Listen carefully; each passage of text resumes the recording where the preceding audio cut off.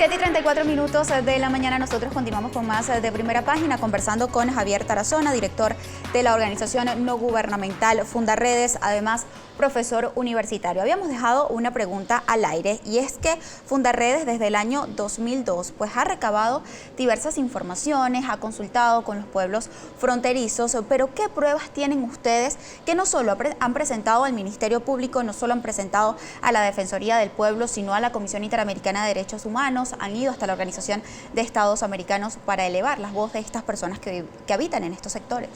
Mira, las pruebas están tan evidentes y tan públicas. Yo quiero recordar, por ejemplo, que a esta hora hay familias que tienen aún sus familiares plagiados, y el propio Hugo Chávez, en vida, se encargaba de hablar con la guerrilla, con la FARC y con el Ejército de Liberación Nacional para que liberaran a familiares. El propio Chávez fue mediador de varias liberaciones en el año 2001, 2002, 2003. Es decir, las personas venezolanas secuestradas, ganaderos, productores agropecuarios, eran liberados porque Chávez lo pedía y se lo entregaban como rehenes a él. Desde ese mismo instante comenzamos a ver que la guerrilla tenía una presencia distinta en territorio venezolano. Pruebas, por ejemplo, de que la guerrilla no solamente estaba en la frontera. En 2005, un operativo militar de la Guardia Nacional detiene en Caracas al canciller de la FARC, a Rodrigo Granda. Los militares que detuvieron a este señor, presos a ramo verde por traidores a la patria, y Granda pues ya lo ves viniendo a dar conferencias de paz en territorio venezolano, atendido como un ministro en Venezuela, resguardado y custodiado. Pero además nosotros hemos presentado varios informes. Este es uno de nuestros informes que está, por cierto, en nuestra página web www.fundaredes.org, donde de manera clara hay fotografías, por ejemplo, de cómo la guerrilla juega con los niños. Pero no solamente esto, cómo la caja CLAP se le coloca un sticker, una calcomanía, que promueve una de las 5 emisoras que tiene la guerrilla.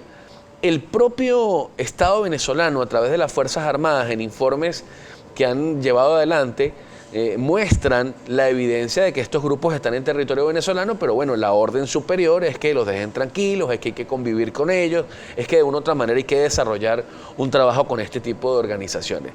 Mira, la mejor y mayor prueba de esto es cuando el propio Hugo Chávez Fría, en el seno de la Asamblea Nacional, señala que el ELN y la FARC eran verdaderos ejércitos. Pero hace unos días escuchábamos al señor Nicolás Maduro Moros decir que vinieran a territorio venezolano, que estuvieran acá, y ciertamente estuvieron en el marco del Foro de Sao Paulo, en la capital de la República. Tener testimonios, tener fotografías, tener videos, tener audios, evidenciar cómo incluso, mira, hay cosas tan evidentes como lo que está pasando en el estado Zulia. En el Zulia hay poblaciones como en el municipio Jesús María Semprún, en el municipio Catatumbo, el desplazamiento de venezolanos, la muerte de militares venezolanos en el medio de minas explosivas, minas antipersonas. Eso de una u otra manera son evidencias públicas, notorias. Incluso el propio ejército venezolano el año pasado hizo un operativo para sacar una de las 5 emisoras del ELN, y esta emisora sigue al aire en territorio venezolano. ¿Ha investigado Fundaredes también el Ejecutivo Nacional? Hace algunos días pues ha denunciado que el presidente del Parlamento Nacional, Juan Guaidó, podría tener algún tipo de vinculación con la banda delictiva Los Rastrojos. ¿Está investigando Fundaredes esta situación?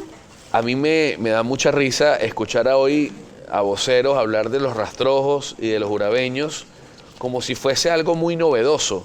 Y yo tengo que decirle que estas organizaciones están en territorio venezolano desde hace mucho tiempo y están en complicidad. Todas las acciones de contrabando, y yo quiero mostrar, por ejemplo, cómo en este mapa nosotros mostramos los grupos paramilitares que están en territorio venezolano, específicamente en el estado Zulia y en el estado Táchira están las Autodefensas Unidas de Colombia y Venezuela, que es un movimiento nuevo que está allí consolidándose en los últimos 3 años.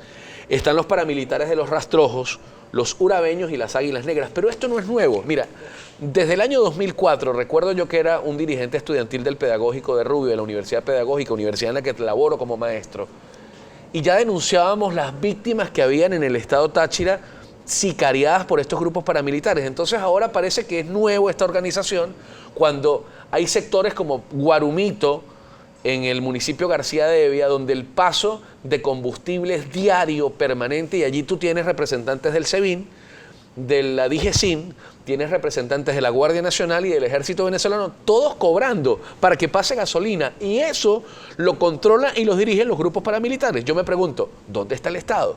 Ahora, Javier, ustedes han logrado conversar quizás con el presidente de la Asamblea Nacional para solicitarle algún tipo de información de dónde fueron tomadas estas fotografías, si estaban en conocimiento que estos eran miembros de los rastrojos.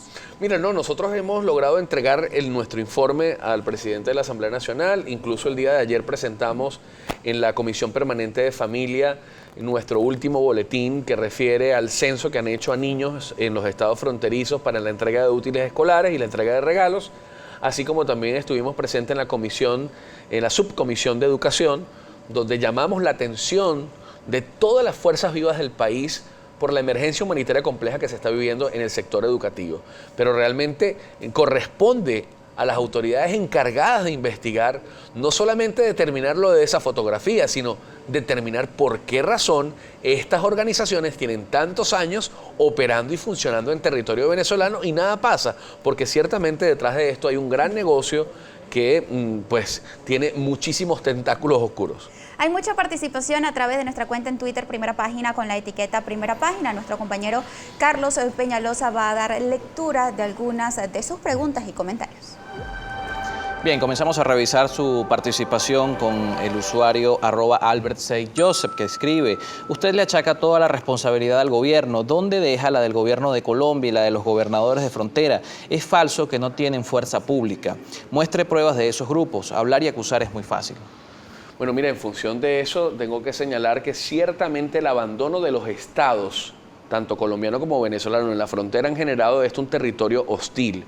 Y en función de los gobernadores, yo tengo que recordar, por ejemplo, que el gobernador del estado Táchira, César Alejandro Pérez Vivas, en su lucha como gobernador hizo que la primera emisora del ELN se bloqueara, pero llegó Bielma Mora al poder y no solamente hay una, hay 5 emisoras que llegan a 6 estados del país. Conatel no hace nada y ciertamente lo del tema de las gobernaciones es público y notorio. No solamente le quitaron las armas en su momento, sino luego le quitaron la administración de las policías. No hay forma de repeler a estas organizaciones, pero además, teniendo las policías venezolanas con pistolas sumamente viejas, no pueden atacar a estas organizaciones que, bueno, cargan puro armamento, digamos, sofisticado, con una capacidad pues enorme de fuego.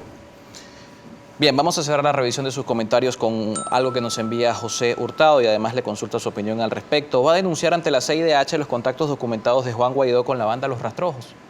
Indudablemente que ante la CIDH nosotros estamos mostrando cómo todas estas organizaciones, más de 30 organizaciones irregulares, están en territorio venezolano.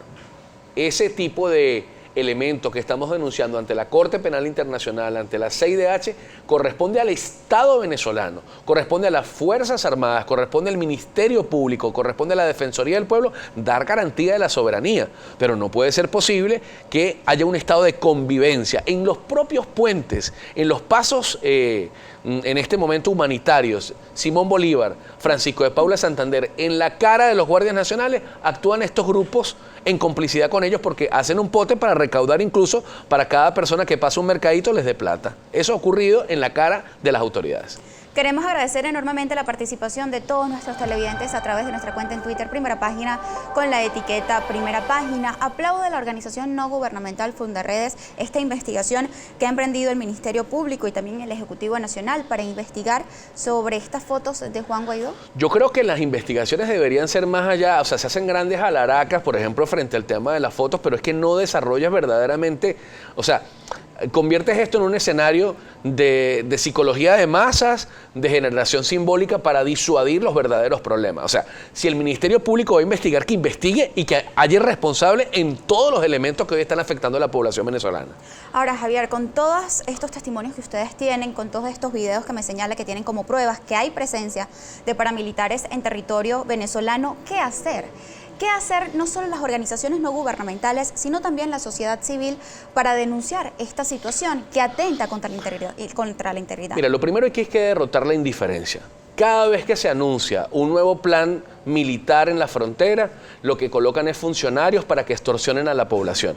Cada venezolano, y ojo, no de la frontera, de todo el país que va a Cúcuta, que va a Colombia a comprar mercado porque no lo tiene en Venezuela, que va a comprar medicinas porque no la tiene en Venezuela, te encuentras con un funcionario militar que no tiene cómo demostrar lo que tiene en su vida, su casa, su carro, con el salario que tiene. Lo colocan en la frontera para extorsionar. Y frente a esto tenemos que denunciar, tenemos que movilizarnos, tenemos que documentar, registrar fotografías, registrar video, registrar audio de lo que está pasando y elevar esto a instancias internacionales y nacionales.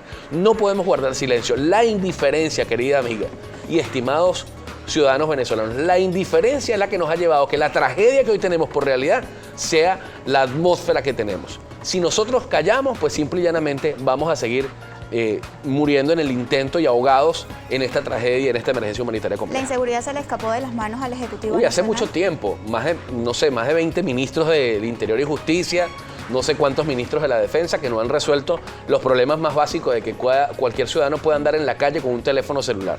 Ni siquiera eso mínimo podemos tener en Venezuela, mucho menos hablar de la protección en frontera, cuando en 2.200 kilómetros de frontera con Colombia la cantidad de pasos ilegales son enormes. Y ya le digo, allí están los funcionarios recaudando plata para los altos jerarcas del poder en Venezuela. Muchísimas gracias por A acompañarnos ustedes. la mañana de hoy. Estábamos conversando con Javier Tarazona, él es director de la organización no gubernamental Fundarredes y además profesor universitario. Cuando son las 7:45 de la mañana, nos corresponde realizar una nueva pausa comercial. En breve continuamos con más.